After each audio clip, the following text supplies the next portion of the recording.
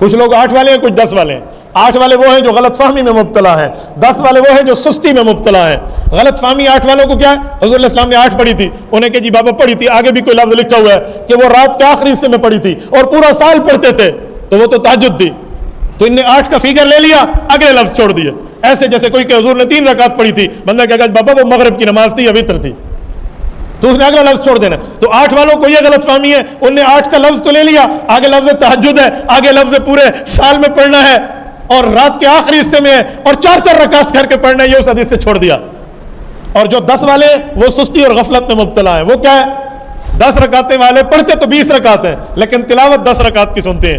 امام پہلی رکعت میں تھوڑا قدر زیادہ تلاوت کرتا ہے، دوسری رکعت میں تو یہ امام سلام پھیرے گا نا، انہیں ٹیک لگا کر مسجد میں یوں بیٹھ جانے، آج روزہ لگ گیا، سناؤ کی میری ہے، اور کوئی حال حوال کوئی نئی تازی، امام پڑھ رہا ہے۔ جب امام رکوع میں کہ اللہ اکبر کر کے شامل ہو گئے تو انہوں نے تو 10 رکعتیں پڑھی ہیں امام کے ساتھ، انہوں نے تو 10 رکعت کی تلاوتیں سنی ہیں۔